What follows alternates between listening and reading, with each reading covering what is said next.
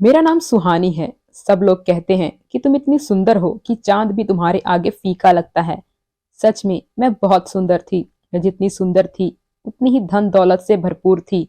मेरे पापा शहर के सबसे बड़े बिजनेसमैन हैं। पैसों की कोई कमी नहीं थी। इन सारी खूबियों के रहते हुए मेरा घमंडी होना जायज था। मैं इतनी ज्यादा घमंडी थी, इंसान को इंसान नहीं समझती थी। दोस्त भी गिने चुने ही थे। किसी को घास नहीं डालती थी। अपने पापा की राज दुलारी थी तो मम्मी की आंखों की ठंडक। मेरे भाइयों की मुझ में जान बसती थी तो मैं अपनी भाभीियों की गुड़िया रानी थी। हर कोई मुझे प्यार करता था। इसी प्यार की वजह से मैं बहुत ज्यादा घमंडी हो गई थी। 18-19 साल की होते होते मेरे घर पर रिश्तों की लाइन लगने लगी थी। कभी डॉक्टर का रिश्ता आता, कभी पायलट का, तो कभी इंजीनियर का। बिजनेसमैन लड़कों की तो लाइन लगी रहती थी। पापा को सबको मना करके परेशान थे क्योंकि उनको कोई पसंद नहीं आता था। पापा के बार बार रिश्तों को ना बोलने पर मम्मी तो परेशान हो गए थे। एक दिन उन्होंने पापा से पूछा, आपको पता नहीं कैसा लड़का चाहिए अपनी लाडली बेटी के लिए, हर रिश्ते को आप ठुकरा देते हो। सुहानी के पापा ने कहा, एक ऐसा लड़का जो मेरी सुहानी के साथ जब खड़ा हो तो लोग कहें कि हाँ, चांद सूरज की जोड़ी है। भले लड़का गरीब घर का हो पर मेरी सुहानी के बराबर का होना चाहिए। मेरे पास पैसों की कमी नहीं है। मैं अपनी बेटी को सोने चांदी से तोल दूंगा, पर लड़का ऐसा होना चाहिए कि सब देखते रह जाएं। सुंदरता में मेरी बेटी से एक कदम ज्यादा ही होना चाहिए और अच्छे संस्कारों वाला भी होना चाहिए। अपने पापा की बातें सुनकर मैं खुश ही हो गई। जो सोच थी मेरी वैसी ही उनकी भी थी। पापा को कोई रिश्ता पसंद नहीं आ रहा था और मेरे दिन भी खूब मौज मस्ती से गुजर रहे थे। आखिरकार पापा को एक रिश्ता पसंद आ ही गया। पापा ने राहुल की तस्वीर मेरे सामने लाकर रख दी, लेकिन मैंने तस्वीर देखने से मना कर दिया। बोली, पापा मुझे आपकी पसंद पर पूरा भरोसा है। मेरी बात सुनकर मेरी माँ और मेरे भाई तो चौंक कर रह गए थे। बोले, सुहानी तुम सूट खरीदने से पहले भी उसे 3 बार ट्राई करती हो, फिर भला अपने होने वाले जीवन साथी की फोटो भी क्यों नहीं देख रही हो। मैंने कहा, मुझे अपने पापा पर पूरा भरोसा है। मेरे पापा ने एक से बढ़कर एक रिश्ते ठुकराए हैं। अगर वो रिश्ते हो जाते तो मेरे पापा को बिजनेस में फायदा ही फायदा होता, लेकिन फिर भी पापा ने रिश्ते ठुकरा दिए। इतने सारे लड़कों को ठुकराने के बाद पापा को कोई लड़का पसंद आया है तो वो अच्छा ही होगा। मेरी बात सुनकर पापा का सर गर्व से ऊंचा हो गया। पापा बोले, सुहानी बेटा, लड़का हमारे जोड़ का नहीं है, लेकिन जब तुम्हारे साथ खड़ा होगा तो लोग तुम्हें चांद सूरज की जोड़ी कहेंगे। सुख सुविधा के सामान से मैं अपनी बेटी का घर भर दूंगा और इस तरह मेरी बेटी से वो लोग दबकर भी रहेंगे। मेरे पापा ठीक कह रहे थे। अगर मेरे पापा मेरी अपने जैसी किसी अमीर खानदान में शादी कर देते तो वह लोग कहाँ मेरे नखरे उठा पाते। खैर, मेरी शादी की तैयारियां होने लगी। मेरे पापा ने मेरी शादी के लिए सोने चांदी का ढेर लगा दिया। शादी के बाद मैं दुल्हन बनकर राहुल के घर आ गई। राहुल बहुत ही स्मार्ट लड़का था। शादी में जितने भी रिश्तेदार थे सबने राहुल की बहुत तारीफ की थी। मुझे अपने पापा की पसंद पर भी जी भर के प्यार आया। बारात उस घर में आई थी जो घर पापा ने मेरे नाम कर दिया था। उसी घर को हमारे रहने के लिए सेट कर दिया गया था। सुहाग की स्टेज पर बैठी मैं राहुल का इंतजार कर रही थी। राहुल अंदर आया, मेरे दिल की धड़कन बढ़ गई। वो मेरे करीब बैठ गया, कुछ देर मुझे देखता रहा और बोला, सुहानी मैं तुम्हें पाकर बहुत खुश हूँ। और उसने मेरा घूंघट उठाया। उसने मेरा घूंघट हटाया ही था कि तभी उसके चेहरे के हाव भाव बदलने लगे। ऐसा लगा जैसे बहुत ज्यादा तकलीफ में है। राहुल एकदम से बेड पर गिर गया। यह देखकर मैं बहुत ज्यादा डर गई। डर की वजह से चीखने लगी। मेरी चीखें सुनकर मेरी सास भागती हुई अंदर कमरे में आई। राहुल की हालत देखकर मेरे सास बहुत ज्यादा डर गई थी। कार से राहुल को हॉस्पिटल ले जाया गया। डॉक्टर ने राहुल का चेकअप किया और ऐसी खबर सुनाई कि हम सबके सिर पर आसमान गिर पड़ा। डॉक्टर ने कहा कि इन्हें गुजरे 10 मिनट हो चुके हैं। यह सुनकर मेरी सास वहीं बेहोश हो गई और मैं आंखें फाड़ कर सबको देख रही थी। सब लोग मुझे अजीब सी नजरों से देख रहे थे। किसी औरत की आवाज मेरे कान में पड़ी तो मैं सदमे में आ गई। वह कह रही थी, हाय, यह देखो राहुल की दुल्हन सुहाग के जोड़े में ही अपने सुहाग को खा गई। और उस दिन मुझे समझ आया कि जुबान से निकले हुए शब्द तलवार की धार से कम नहीं होते। ये किसी का दिल चीर दे सकते हैं, किसी का भी दिल छलनी कर सकते हैं। जब मेरा दिल छलनी हुआ तो मुझे किसी के कहे हुए शब्द याद आए। उसने मुझसे कहा था कि तुमने मेरा दिल छलनी कर दिया। तब मैंने उसका कितना मजाक उड़ाया था। सुहानी, जिसे लोग हुस्न की शहजादी कहते हैं, मैंने उस वक्त एक छोटे कद मोटे पेट वाले और काले आशिक का मजाक उड़ाया था। इतनी देर में मेरे मम्मी पापा पूरी फैमिली के साथ हॉस्पिटल आ चुके थे। पापा ने पापा के सीने से लगकर मैं जोर जोर से रो रही थी। पापा ने मुझे बहुत हिम्मत दी थी। राहुल की बॉडी को घर ले जाया गया। सब घर वाले शोक मना रहे थे। 5 लाख का सुहाग का जोड़ा उतार कर मैंने एक सफेद रंग का सूट पहन लिया। राहुल के अंतिम संस्कार के बाद मेरे पापा मुझे घर ले गए। इस हादसे से मैं बहुत ज्यादा डिप्रेशन में आ चुकी थी। मैंने लोगों से मिलना जुलना बंद कर दिया था। पापा ने अपनी तरफ से लोगों को समझा दिया था कि सुहानी इस हादसे से बहुत ज्यादा डिप्रेशन में जा चुकी है, इसलिए हम उसे लोगों से मिलने के लिए फोर्स नहीं करेंगे। धीरे धीरे जब नॉर्मल हो जाएगी तो मिल लेगी। और नॉर्मल होने के बाद मैं मिलने भी लगी थी। एक बार फिर से मेरे रिश्ते आने शुरू हो गए। शायद मेरी सुंदरता की वजह से या फिर पापा के पैसों की वजह से रिश्तों की फिर से लाइन लगने लगी थी। लेकिन पापा को इस बार फिर से लड़का पसंद नहीं आ रहा था। एक बार पापा मेरे पास आए, कहने लगे, सुहानी बेटा, आज मैं बहुत खुश हूँ। तुम्हारी सास माला जी आई थी, वो फिर से तुम्हें अपनी बहू बनाना चाहती हैं। उनके 4 बेटे हैं। वे अपने दूसरे नंबर के बेटे के साथ तुम्हारी शादी करना चाहती हैं। मनोज भी अपने भाई राहुल की तरह बहुत हैंडसम लड़का है, पढ़ा लिखा है।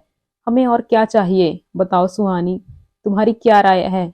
मैंने कहा, पापा, जो आप सही समझें वह करें। मुझे आपके फैसले पर पूरा भरोसा है। पापा मेरे सर पर हाथ फेरकर वहां से चले गए। फिर 2 दिन में ही सिंपल तरीके से मेरी और मनोज की शादी हो गई। शादी में मैंने मनोज को देखा। बहुत ही खूबसूरत स्मार्ट लड़का था। मनोज को लेकर मैं एक बार फिर सपने सजाने लगी। एक बार फिर से मैं विदा होकर उसी घर में आ गई जहां पहले आई थी। उसी कमरे में बैठी मैं सुहाग की सेज पर मनोज का इंतजार कर रही थी। थोड़ी ही देर में मनोज कमरे में आया, मेरे सामने बैठा। मेरे दिल की धड़कन बढ़ चुकी थी। फिर मनोज ने मेरा घूंघट उठाया और कुछ देर तक मुझे देखता रहा। फिर अचानक चीख मारकर पीछे की तरफ गिर गया। मनोज को इस तरह गिरते देखकर मेरी चीख निकल गई। मेरी सांस जल्दी से कमरे में आई। मनोज की ये हालत देखकर अपनी छाती पीटने लगी। मनोज को हॉस्पिटल लेकर जाया गया। डॉक्टर ने हम लोगों से दुआ करने के लिए कहा। डॉक्टर ने कहा कि मरीज की हालत बहुत खराब है। मैंने पहली बार भगवान से कुछ मांगा। इससे पहले तो मुझे भगवान ने कुछ मांगने की जरूरत ही नहीं पड़ी थी। हर चीज बिना मांगे ही मिल जाती थी। मैंने रो रो कर मनोज की जिंदगी की भीख मांगी भगवान से। आधे घंटे के बाद डॉक्टर कमरे से बाहर आया तो मैं सबसे पहले भागती हुई डॉक्टर के पास गई और बहुत ही उम्मीद भरी नजरों से डॉक्टर को देखने लगी। लेकिन डॉक्टर ने नाम में सर हिला दिया। डॉक्टर ने कहा, हम मरीज को बचा नहीं सके। इतना सुनते ही मैं एक तरफ को गिर गई। मेरी सांस की चीख से पूरा हॉस्पिटल गूंज रहा था। थोड़ी देर बाद हम मनोज की बॉडी को भी घर ले आए। सब लोगों की जुबान पर एक ही शब्द था, इस मनहूस दुल्हन ने एक और की जान ले ली। लोगों की बातों और नजरों से मुझे डर लगने लगा। जैसे ही मनोज की अर्थी उठी मैं अपनी मम्मी से लिपट गई। रोते हुए बोली, मम्मी, मुझे यहाँ से ले चलें, नहीं तो मैं पागल हो जाऊंगी। मैं एक बार फिर से अपने मायके आ गई। लेकिन अब की सुहानी बिल्कुल बदल चुकी थी और सुहानी के साथ साथ सुहानी के घर वाले भी बदल चुके थे। इस बार भाइयों की आंखों में मुझे देखकर चमक नहीं आई थी। भाभी अपने बच्चों को मेरे पास नहीं आने देती थी। एक बार मेरे भतीजे ने मुझसे कहा कि क्या आप मनहूस हैं? मेरी मम्मी कहती है कि मैं आपके पास ना जाया करूं। मेरी आंखों में आंसू आ गए। मैंने हाँ में सर हिला दिया। मैंने कहा, हाँ बच्चे, मैं मनहूस हूँ। तुम मेरे पास मत आया करो, क्योंकि मेरे पास जो आता है वह तबाह हो जाता है और मैं नहीं चाहती कि मेरी मनहूसियत मेरे घर वालों को लगे। मैं अपने कमरे में बंद हो गई। ज्यादातर समय कमरे में ही बिताती थी, ना के बराबर कमरे के बाहर निकलती थी। आज से 3 साल पहले हुआ हादसा मुझे याद आ गया। उस दिन मैं अपने दोस्तों के साथ एक पार्क में टहलने गई थी। मेरी आदत थी, रोज शाम को मैं अपने दोस्तों के साथ पार्क में जरूर जाती थी। एक दिन एक सांवला सा लड़का मेरे पास आ गया। सांवला सा रंग था, निकली हुई तोंद और बहुत ही छोटे कद का लड़का था। मेरे पास आया और मुस्कुराते हुए कहने लगा, सुहानी जी, मेरा नाम राकेश है। मैं रोज आपको यहाँ देखता हूँ और मुझे आपसे प्यार हो गया है। इतना प्यार कि अगर आप मुझे ना मिली तो मैं मर जाऊंगा। प्लीज मेरे प्यार को स्वीकार कर लें। मैं जल्दी आपके घर रिश्ता लेकर आऊंगा। उस लड़के की बातें सुनकर मैं और मेरी सहेलियां जोर जोर से हंसने लगी। मैंने उस लड़के से कहा, अपनी शक्ल देखी है कभी आईने में? शायद नहीं देखी है, तभी तुम्हारी ये बात कहने की हिम्मत हुई है। खुद को देखो, मैं तो कभी तुम्हें अपने घर का चपरासी भी ना बनाऊं। और तुम मेरे जीवन साथी बनने की सोच रहे हो। तुम्हारी शक्ल देखकर ही मुझे उल्टी करने का मन कर रहा है और तुम सोच रहे हो कि मैं तुमसे शादी कर लूं। मैं तो तुम्हें देखकर यह सोच रही हूँ कि रात ज्यादा काली है या फिर तुम। इतना कहते ही मैं फिर से हंसने लगी। मेरी सहेलियां भी हंस रही थी हम लोगों की बातों से। उसकी आंखों में आंसू आ गए थे।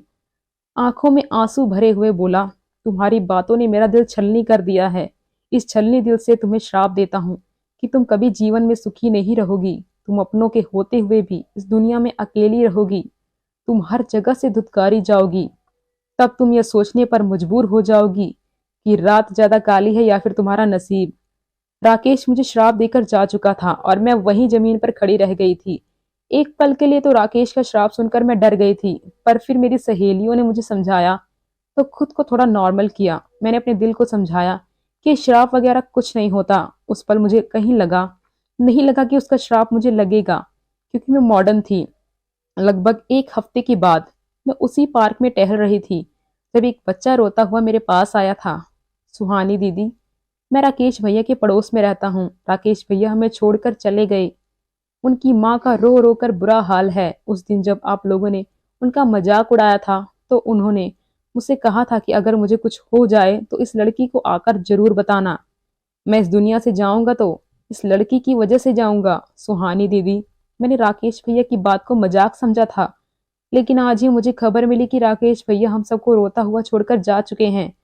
उस लड़के की बात सुनकर मैं अंदर ही अंदर टूट गई। मेरी सहेलियों ने समझाया, सुहानी ऐसा नहीं होता, कोई किसी के पीछे नहीं मरता। जरूर उस लड़के को कोई और बात परेशान कर रही होगी, लेकिन उसने ये कदम उठाया। इस बात का जिम्मेदार खुद को मत समझ। लेकिन मैं 2 दिन तक डिस्टर्ब ही रही थी। बार बार यही सोचती रही कि काश मैं राकेश को उस दिन प्यार से समझा देती, उसका इस तरह मजाक नहीं उड़ाती। मेरे प्यार से समझाने पर समझ जाता और यह कदम उठाने पर मजबूर नहीं होता।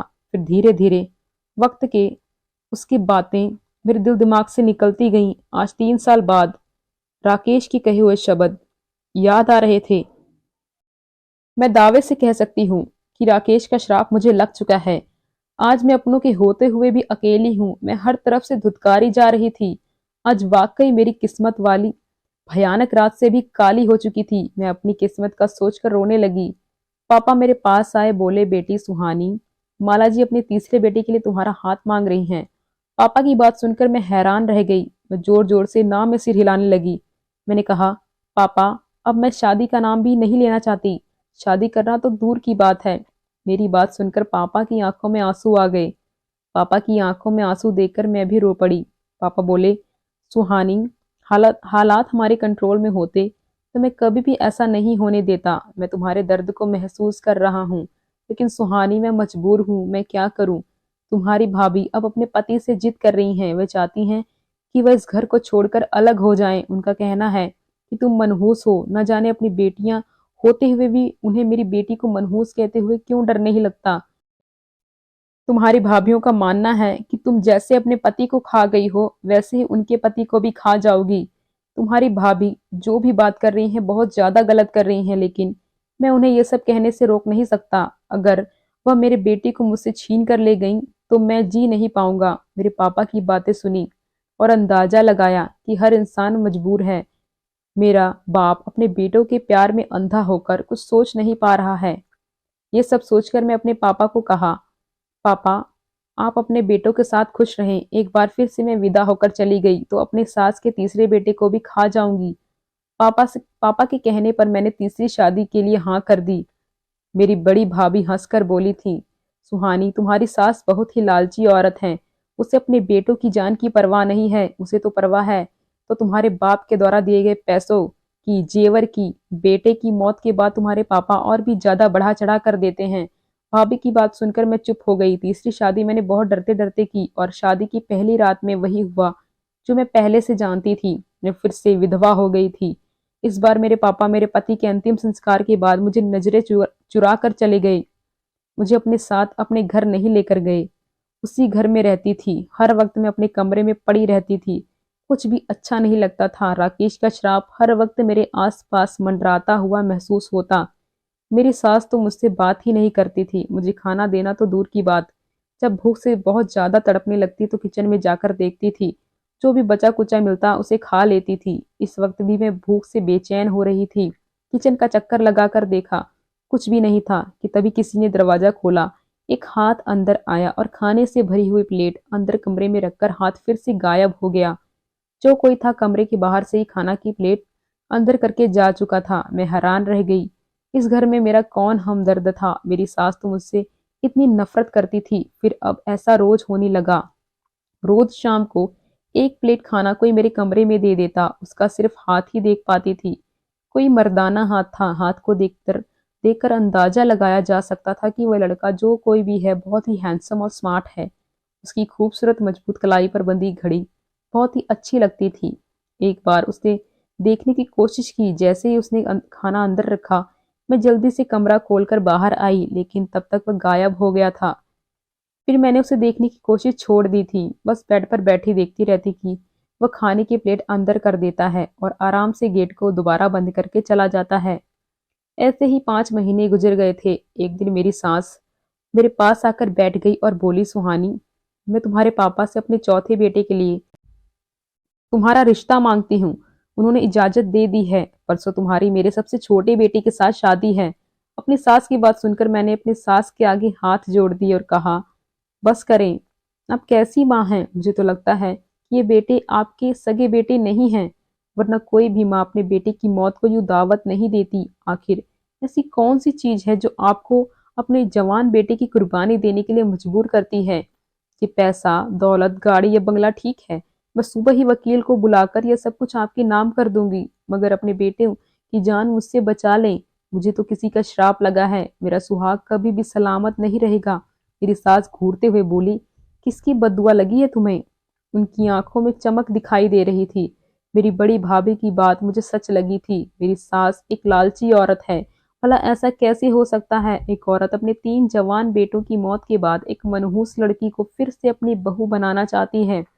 मुझे लग रहा था कि मेरी सास मेरे पहले 3 पतियों की सगी मां नहीं हो सकती, इसलिए उसे फर्क नहीं पड़ता कि मरे या फिर जिए। उसे तो बस पैसों से मतलब था, जो हर बार मेरे पापा मेरी सास को देते थे। लेकिन मैं अपनी सास की तरह पत्थर दिल नहीं हो सकती थी। मैंने शादी के लिए हाँ कर दी। मैंने सोच लिया था कि मैं उस लड़के की जान बचाकर रहूंगी। मैं इस लड़के को कभी भी अपना चेहरा नहीं दिखाऊंगी और ना ही उनके पास आऊंगी। शादी का दिन आ गया। पंडित जी ने मंत्र बोले और हमारे फेरे संपन्न हुए। मुझे कमरे में ले जाकर बैठा दिया गया था। मैं आज चौथी बार सेज पर बैठी थी। रात ढल रही थी। मेरा नया पति अभी तक मेरे कमरे में नहीं आया था। शायद वह भी अपनी मौत से डर रहा था। मैंने पहले ही सोच लिया था कि मुझे क्या करना है। मैंने अपना शादी का जोड़ा बदला और अलमारी के पीछे जाकर छुप गई। मैं नहीं चाहती थी कि मेरा पति मेरा चेहरा देखे और वह भी मेरे बाकी 3 पतियों की तरह मर जाए। तभी दरवाजा खोलकर मेरा चौथा पति अंदर आया। मेरी सांसें ऐसे चल रही थी जैसे कोई आंधी। पता नहीं अगले पल क्या होने वाला है। मैंने अपने दिल ही दिल में ना जाने कितनी दुआएं मांगी। अचानक मुझे अपने पति की जोर से बोलने की आवाज आई। वह बोला, मेरी दुल्हन कहाँ है? कहीं मेरी दुल्हन को तूने भगा तो नहीं दिया? ये आवाजें आने लगी थी। मेरी सास काफी बौखलाई हुई थी। वह बोली, वही कमरे में होगी, कहाँ जाएगी? मिल जाएगी, वहीं होगी। थोड़ी सी देर में मेरे कमरे में और भी लोग आने लगे थे। मुझे कुछ और लड़कों की आवाजें आ रही थी। तभी मेरी सास बोली, राहुल, तुमने देखा है सुहानी को? नहीं नहीं आंटी, मैंने तो नहीं देखा। राहुल? राहुल तो मेरे पहले पति का नाम था। मैंने जल्दी से अलमारी की टेक से झांक कर देखा तो मेरी आंखें फटी की फटी रह गई। मेरे तीनों पति जो मर चुके थे वह सही सलामत मेरे सामने खड़े थे। तभी मेरी सास मेरे पति के आगे से हटी तो उसको देखकर मैं हैरान हो गई, क्योंकि वह राकेश था, वही राकेश जिसने 3 साल पहले मेरी खातिर दुनिया से चला गया था। मुझे तो कुछ ऐसा लग रहा था जैसे किसी शमशान घाट के मुर्दे जिंदा कर दिए गए थे। मैं सोचने में लगी थी। राकेश के चेहरे को देखकर मुझे कोई पागल दीवाना लग रहा था। उसकी बातों से मुझे बहुत ज्यादा डर महसूस हो रहा था। वह बोला, अब एक बार वह चिड़िया मेरे हाथ लग जाए, उसके पर काट कर मैं उसको हमेशा के लिए इस घर में कैद कर दूंगा। उसका है ही कौन? उसके सभी रिश्ते तो उसको अछूत समझने लगे हैं। अब वो सारी जिंदगी मेरी गुलाम बनकर रहेगी। मुझे ठुकराया था ना, अब मैं उसको बताऊंगा कि ठुकराए जाने का दर्द क्या होता है। उसे इतना तड़पाऊंगा कि वह रो रो कर मुझसे दया की भीख मांगेगी। बोलते बोलते राकेश का सांवला चेहरा और भी ज्यादा काला भयानक हो गया था। उसके चेहरे से शैतानियां टपक रही थी। राकेश की भयानक हंसी पूरे कमरे में गूंज रही थी और मैं डर से थर थर कांप रही थी। मेरी सास ने कहा, राहुल तुम कमरे में देखो, हम तब तक बाहर जाकर देखते हैं, जरूर वही कहीं होगी। इतना कहकर मेरी सास राकेश को अपने साथ लेकर चली गई। कमरे में मेरा पहला पति राहुल बचा था, जो मुझे इधर उधर ढूंढ रहा था। मैंने जोर से अपनी आंखों को बंद कर लिया था। भगवान से दिल ही दिल में दुआ मांग रही थी कि हे भगवान, मुझे इन दरिंदों से बचा लें। तभी एक हाथ ने मेरी कलाई पकड़ी। मैंने डर के मारे आंखें खोली, लेकिन मैं हैरत से उछल पड़ी। पकड़ने वाला वही हाथ था जो रोज मुझे खाना देने आता था। उसके हाथ पर वही घड़ी थी। मैंने उसे पहचान लिया था। यह वही हाथ है। जब मैंने उस इंसान के चेहरे को देखा तो मैं हैरान हो गई। मैं अभी कुछ कहने वाली थी, तभी राहुल ने मेरे मुंह पर अपना हाथ रख दिया और बोला, कुछ भी मत बोलना, चुपचाप चलो। अगर इन लोगों को जरा भी शक हो गया कि तुम अंदर कमरे में हो तो ये लोग तुम्हारे साथ बहुत बुरा बर्ताव करेंगे। आराम से यहीं पर चुप रहो। मैं बाहर जाकर सबको कहता हूँ कि सुहानी कमरे में नहीं है, लेकिन खबरदार जो कमरे से भागने की या कुछ भी उल्टा सीधा करने की कोशिश की, मैं अभी थोड़ी देर में वापस आता हूँ। मैंने आंखों ही आंखों में उसे चुप रहने की रजामंदी दे दी तो उसने मेरे मुंह से अपना हाथ हटाया। राहुल बाहर चला गया और बाहर सबसे कह दिया कि सुहानी कमरे में नहीं है। मैं चुपचाप अलमारी के पीछे छुपी खड़ी थी। कुछ भी समझ नहीं आ रहा था ये सब क्या है, पर इतना तो मैं समझ गई थी कि राकेश मुझे पाने के लिए ये सब कुछ किया है। वो इतना गिरा हुआ इंसान भी हो सकता है, मैंने कभी सोचा नहीं था। खड़े खड़े मेरे पैर दुखने लगे थे, लेकिन राहुल अभी तक अंदर नहीं आया था। मेरे पास कोई दूसरा चारा नहीं था राहुल का इंतजार करने के अलावा। राहुल की बातों से लग रहा था कि वही मुझे यहाँ से निकाल सकता है। बहुत देर बाद राहुल अंदर आया था। उसने मुझे बेड पर लाकर बिठाया और पानी पिलाया। राहुल ने कहा, सब लोग तुम्हें ढूंढ कर थक हार कर सोने के लिए जा चुके हैं। उन्हें लगता है कि तुम अपने माँ बाप के घर गई हो, लेकिन तुम्हारे माँ बाप भी तुम्हें मनहूस समझते हैं। सुहानी, तुम्हारी सिर्फ एक बार शादी हुई है। पहले की तीनों शादियां बस एक ड्रामा थी। आखिरी वाली शादी राकेश के साथ हुई है और ये शादी हकीकत में हुई है।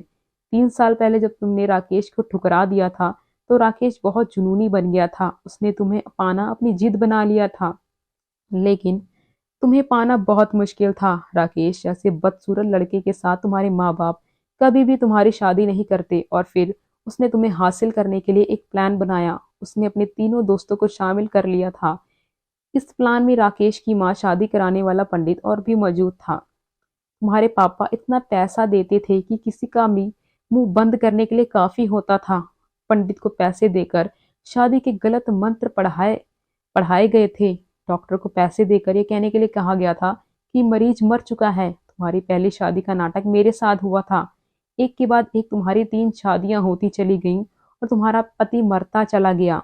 इस सब के पीछे एक ही वजह थी कि तुम मनहूस साबित कर दी जाओ, जिससे कि तुम्हारे माता पिता तुमसे पीछा छुड़ाने को मजबूर हो जाएं। जब राकेश की माँ ने राकेश का रिश्ता तुम्हारे लिए मांगा तो राकेश के बदसूरत होने के बावजूद भी तुम्हारे माँ बाप इस रिश्ते के लिए इनकार ना कर सके। और राकेश यही सब कुछ चाहता था, क्योंकि पहले तो तुम्हारे पापा बिल्कुल राकेश के रिश्ते के लिए राजी नहीं होते। पहले मैं भी राकेश के साथ था, लेकिन धीरे धीरे मुझे एहसास होने लगा कि तुम्हारे साथ गलत हो रहा है। तुम्हारे माँ बाप ने तुम्हें त्याग दिया, सब तुम्हें मनहूस समझने लगे। ये देखकर मुझे बहुत दुख होता था कि तुम्हारे साथ मैं ये सब क्यों करने में शामिल हूँ। राकेश की माँ तुम्हें भूखा रखती थी। ये बात मुझे पता चली तो रात को मैं होटल से खाना पैक करवा कर लाता था और कमरे के नीचे दरवाजे से तुम्हें दे देता था। मैं राहुल की बातों को सुन रही थी। मेरी आंखों से आंसू बह रहे थे। मैंने अपना सिर राहुल के कंधे से टिका दिया और फूट फूट कर रोने लगी। जो कुछ भी हुआ था उसकी मैं जिम्मेदार थी। मुझे राकेश के साथ वह गलत रवैया नहीं अपनाना चाहिए था। मैं चाहती तो उसे प्यार से समझा देती, शायद वह मान जाता, लेकिन मेरे बुरे तरह से धुतकारने से राकेश ने ये कदम उठाया था। राहुल ने मेरे आंसू साफ किए और कहा, सुहानी मुझे माफ कर दो, तुम्हें इस हालत तक पहुंचाने में मैं भी बराबर का जिम्मेदार हूँ। मैंने राहुल को माफ कर दिया था। भले ही राहुल ने भी गलत का साथ दिया था, लेकिन अब तक मैं मेरी मदद ही कर रहा था। 3 बज चुके थे, कुछ ही देर में सुबह होने वाली थी। राहुल ने मेरा हाथ पकड़ा और कहा, हमें इसी वक्त यहाँ से निकलना होगा। अगर राकेश ने तुमको पा लिया तो वह हमेशा के लिए तुम्हें इस घर में कैद कर लेगा। राहुल राहुल और मैं दोनों जल्दी से बाहर आ गए। पूरे घर में सन्नाटा था। सब लोग अभी तक सो रहे थे। मैं और राहुल जल्दी से मेन गेट पार कर गए।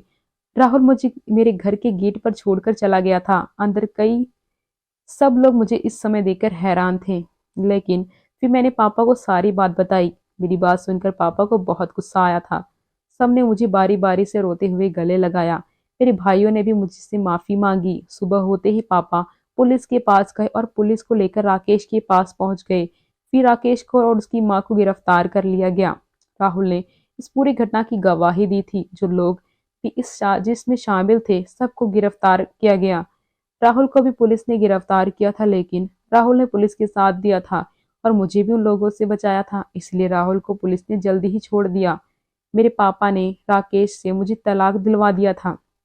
अब मैं अपने माँ बाप के घर में हूँ। सब लोग मुझसे पहले की तरह प्यार करते हैं, लेकिन मेरे अंदर एक बहुत बड़ा बदलाव आ गया है। मैं अब बहुत शांत और चुप रहती हूँ, बहुत कम बोलती हूँ। इस घटना को 1 महीना बीत गया कि मेरे पापा मेरे पास आए। सुहानी बेटा, तुम्हारे लिए एक रिश्ता है। मैं गुस्से से बोल पड़ी थी, नहीं करनी मुझे शादी। विश्वास उठ गया है मेरा शादी के नाम से। मेरी बात सुनकर मेरे पापा मेरे सामने हाथ जोड़कर बैठ गए। सुहानी, हम सब शर्मिंदा हैं तेरी इस हालत से। कहीं ना कहीं हम भी जिम्मेदार हैं, लेकिन जो हमने गलती की है उसे सुधारने का एक मौका दे दो। लड़के की माँ रिश्ता लेकर आई थी। लड़का पढ़ा लिखा और समझदार है। लड़के की माँ का कहना है कि मेरा बेटा सबसे पहले आपकी बेटी से मिलना चाहता है, उसके बाद ही उस रिश्ते को आगे बढ़ाना चाहता है। सुहानी, अभी तक हमने लड़के को देखा नहीं है। अगर तेरी हाँ है तभी मैं उस लड़के को तुमसे मिलाऊंगा। पापा के जुड़े हुए हाथ और आंखों में आंसू देखकर मैंने हथियार डाल दिए। अगले ही दिन लड़का मुझसे मिलने आ चुका था। मैं अपने कमरे में थी। मैं दरवाजा खोलकर अंदर कमरे में आ गया, लेकिन उस लड़के के देखते ही मुझे अपनी आंखों पर विश्वास नहीं आया। वह लड़का तो राहुल था। राहुल, तुम वो लड़के हो जो मुझसे शादी करना चाहते हो? उसने कहा कि हाँ, मैं तुमसे शादी करना चाहता हूँ।